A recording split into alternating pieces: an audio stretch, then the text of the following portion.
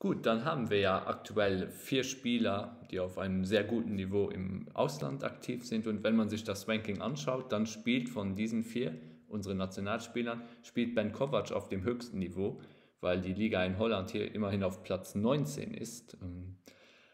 Wie ist diese Liga einzuschätzen, in der Ben aktuell spielt? Ähm, die Liga in Holland ist, wie gesagt, im zweiten Tier, dort mit 55 Punkten vertreten. Die Punkte sind hauptsächlich dadurch entstanden, dass Holland in der Fünfjahreswertung gut gepunktet hat. Sie haben im FIBA Europe Cup, also im 4. europäischen Pokal, ähm, sehr gute Ergebnisse 2017 und 2018 gehabt und sind im Allgemeinen mit 3 bis 4 Mannschaften sehr gut vertreten.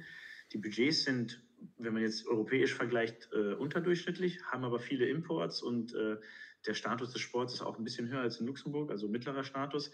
Und ich glaube, dass, wenn du dir Bens Statistiken ansiehst, mit 21 Punkten, 21 Minuten, 12 Punkten, 4 Rebounds, starken Wurfquoten über 60%, bei einer Mannschaft, die, glaube ich, 4 oder 5 Leute hat, die zweistellig im Schnitt scoren, ist das schon stark.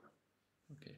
Dann kommen wir zu den anderen Spielern und da kann man sagen, dass Alex und Thomas, dass die fast auf einem ähnlichen Niveau spielen, wenn man sich das Ranking anschaut. Das heißt, Österreich ist auf Platz 32 und die Pro A in Deutschland, wo Thomas spielt, ist auf Platz 34.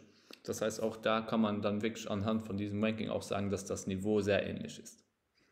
Ich glaube, dass Österreich vielleicht sogar mehr Punkte haben würde, wenn sie europäisch besser vertreten wären als in den letzten 5 Jahren. Da könnte eigentlich mehr kommen. Die Pro A kann leider nicht europäisch vertreten sein, das geht nicht.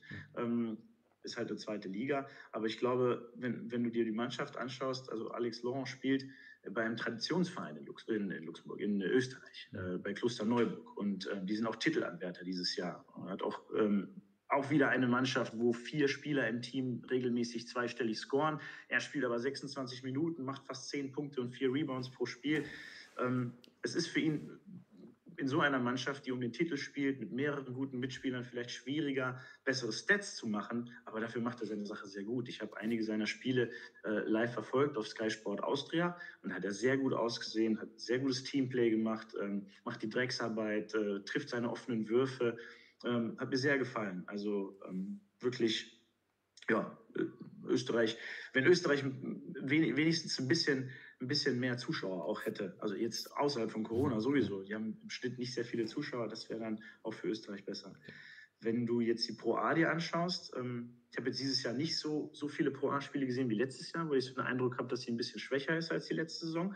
Aber Thomas macht einen guten Job. Er hat fast die meisten Minuten. Das heißt, der Trainer gibt ihm viel Vertrauen. Er macht auch eigentlich alles richtig. Er scoret 7 Punkte, holt 4 Rebounds, 2 Assists, ein richtiger Allrounder, sehr gute Dreierquote mit 37%. Das einzige Manko ist vielleicht so eine etwas schwächere Zweierquote mit 41%. Aber Thomas hat auch 7 Spieler in seinem Team, die zweistellig im Schnitt scoren. Und wenn du dabei bedenkst, dass er trotzdem beinahe die meisten Minuten macht, spielt er für mich die beste Pro A-Saison, die er bisher gemacht hat. Okay. Das sind dann unsere 3 Spieler, die in den höchsten Ligen spielen, die auch alle 3 eine sehr wichtige Rolle in ihrer Mannschaft spielen. Dann kommen wir noch zu Oliver Vucakovic, der ja in der 2. Liga in Österreich spielt. Da ist der zweitbester Scorer der Liga mit knapp über 20 Punkten. Aber man muss auch dazu sagen, diese Liga ist zum Beispiel im Vergleich mit der National 2 in Luxemburg noch ein Stück hinter der National 2. Das heißt schon, das Niveau in der 2. österreichischen Liga ist jetzt nicht so hoch wie in den 3 anderen Ligen.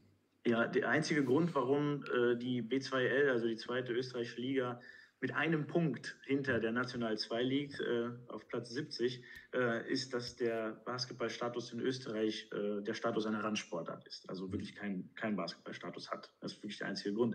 Und wenn man sich mal die Stats anschaut von Olli, 20 Punkte, 8 Rebounds, 3 Assists, sehr starke Wurfquoten mit 63% Zweier, 44% Dreier.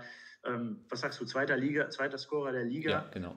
Er würde das auch locker in der National 2 scoren. Ja. Und ich glaube auch, dass wenn Olli jetzt nicht in Innsbruck wäre, weil er dort nur studiert, sondern wirklich irgendwo eine Profikarriere starten würde, dass er in einer weitaus höher gerankten Liga auch spielen kann. Genau. Wenn man sieht, wie er in der Nationalmannschaft spielt, welche Rolle er dort hat, dann ist es für ihn in Zukunft wahrscheinlich realistisch, wenn er das möchte, dass er in einer höheren Liga spielt. Genau. Absolut, ja.